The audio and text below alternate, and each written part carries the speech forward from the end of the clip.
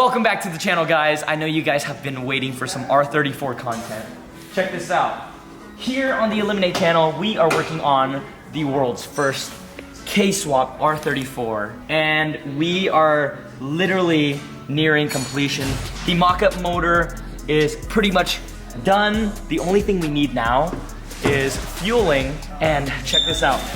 We've got thousands and thousands of dollars worth of fueling stuff from the best sponsor ever, Deatschwerks. And we're gonna do a little unboxing for you guys. We are running the fuel pump in every single one of our cars. The S14, the GTR, bad luck S13, S15, everything. So you know what? What else do we need to complete the K-swap?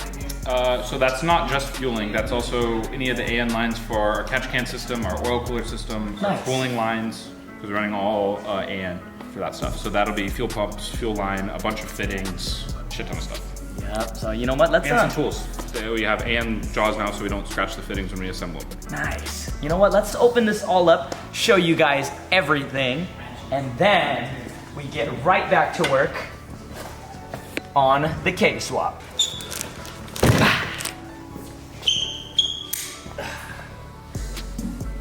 Start with a small box. You think everything's even going to fit? Not with you being able to see everything. The fittings are always going to be like back and fittings. Uh-oh, there's a lot of goodies.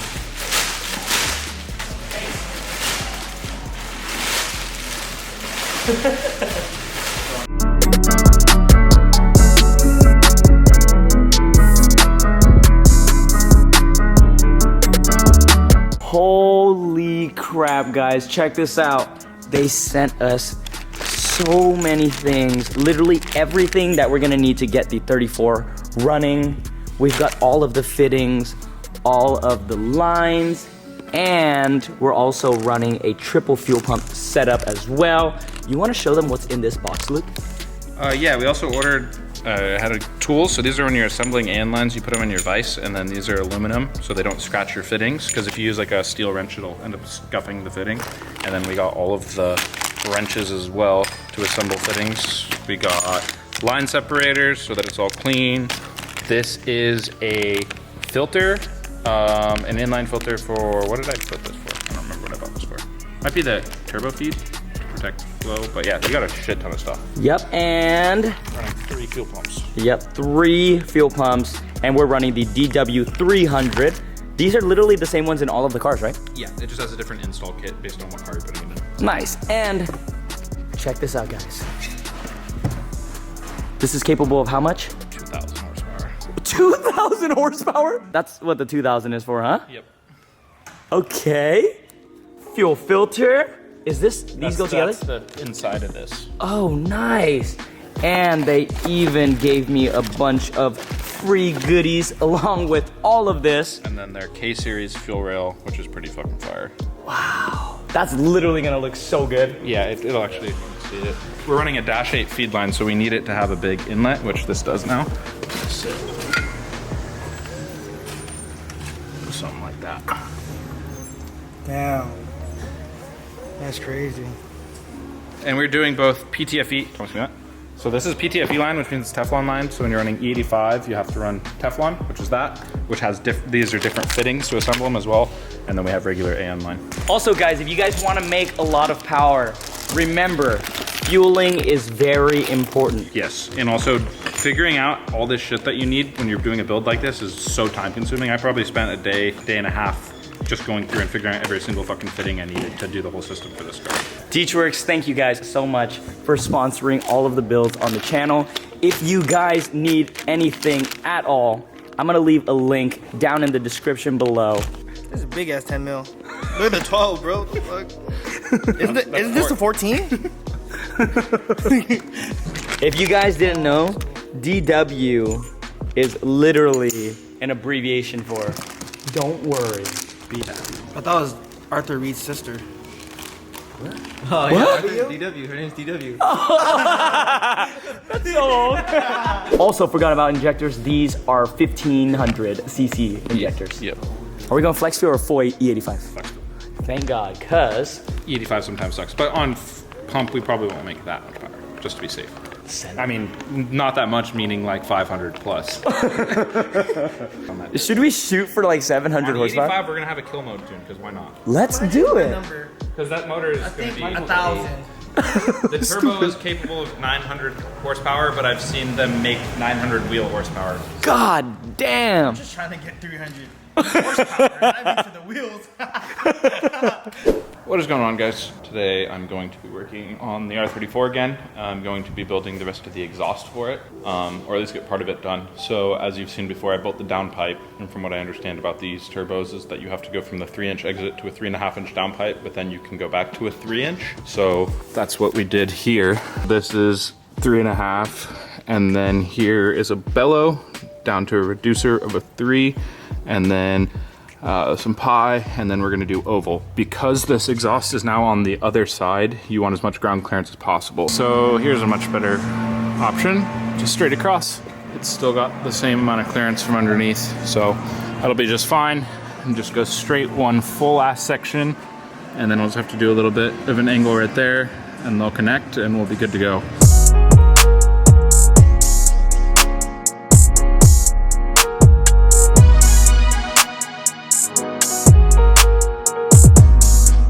See, there's a hanger right there, and it goes all the way down, all the way to the front over there. And the reason that these are V-banded is so that if we decide the car is too quiet, which I highly, highly, highly doubt, I can just put a test pipe piece here with a straight section, or potentially put a bigger muffler in. But yeah, so that's all interchangeable. And then we'll have the oval right there.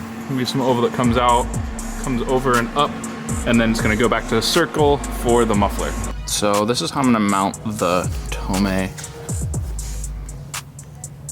If you've ever seen the R34 mufflers, they are always kind of tilted backwards and then also out towards this side of the car. But I can finish that little section from there to there, kind of, and get it close. And like that, there's the end of it. I'm just waiting on that clamp so I can finish the connection piece here. It'll just be a couple little pie cuts. It'll go right in. I angled this up and in towards the direction it needs to go. I do need to add one more hanger somewhere in here, and then a support piece for the downpipe, but the exhaust is pretty much done.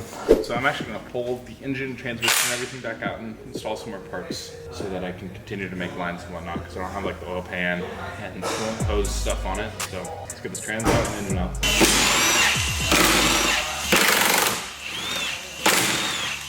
Hey, would you guys like some help? Sorry guys, I just got back from Australia.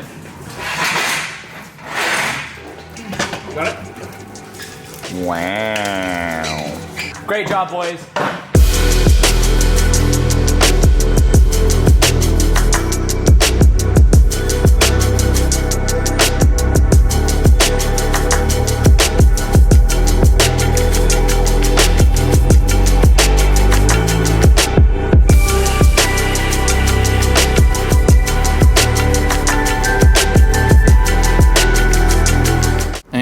The motor's back out. You can see all the nice Deatschwerks billet parts. That's track tough oil filter relocation, and then we have these K-tuned parts. Shout out to K-tuned. This is their water adapter that has an electric water pump and it's the alternator mount.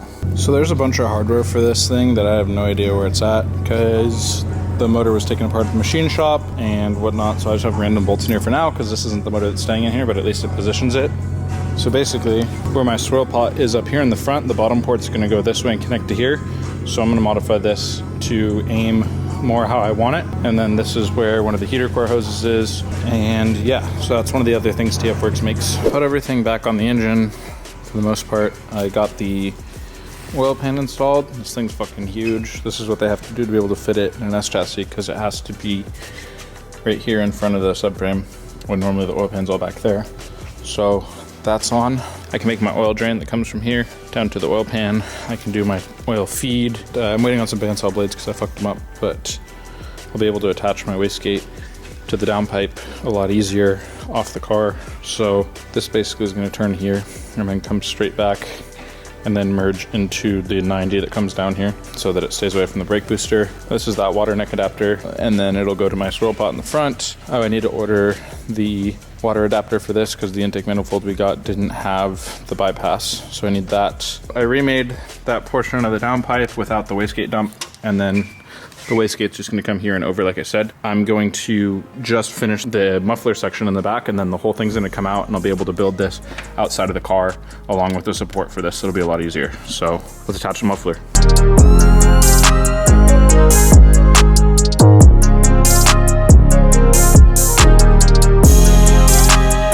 So I got the hangers welded on to this mount that I was talking about that I was waiting for. So that's done. I did this before connecting this because it's much easier to do that here while it's up in the air. The motor is out once again. We are nearing completion, guys. Let's go catch up with Luke and see what he's done so far. Luke, you want to catch us up? Yeah, I finished the exhaust. Now I pulled it back out with the downpipe bolted up exactly how I want it to be. Because I need to do, because I was moving this needs to just go straight into here now, but I'm waiting on that tubing. But I'm also building a support bracket to go in here somewhere. There'll be like another piece here. I'm not sure, I'm deciding exactly what I want to do. But you need to support the downpipe because otherwise the weight of the exhaust is pulling down on this and it'll crack turbo manifolds, downpipes, turbos, etc. So nice. And how close are we to dropping off the car, painting it, and dropping in the built motor? We're pretty close to being there. I need to do a few more things. I want to get everything in the engine bay done so we don't have anything being built in the engine bay that's freshly painted in and risk scratching it. Rather just drop it in and be done. Cool. I like the sound of that, and I'm super curious to see how this exhaust is gonna sound with a case swap. Well, it has cams, so it'll be choppy. It has a turbo, which quiet down on the Honda sound, but it's almost straight pipe. We have one resonator and then the Tomei, so. Cool, and I actually like that you did this, Luke, so that we can make it more quiet, more loud, or whatever we want to do. And those things actually do a lot. That's what we put in your Z, and it cut down the sound quite a bit. Nice. Me and the Honda boys. I'm so excited for this build. JDM of California provided us with the motor. Deatschwerks provided us with the entire swap kit. And K-Tune actually hit us up too. They saw that we're doing the K-Swap 34 and they sent us a whole bunch of their stuff as well. So huge shout out to all of the sponsors. There's still more stuff in here. And it's gonna be a lot of work, but we're getting close. I'm just so excited to drive this on the streets of San Jose with the new heart. I know you guys have been asking nonstop for an update on the 34. Well, I hope you guys are happy to hear that we are moving with the project and we've taken a couple of steps forward. Hope you guys are excited. Head to the website right now. Every dollar you spend is double entries towards winning the GTR. And in the next video, we've got new wheels and a new exhaust as well for the blue GTR. I will see you guys then. Peace.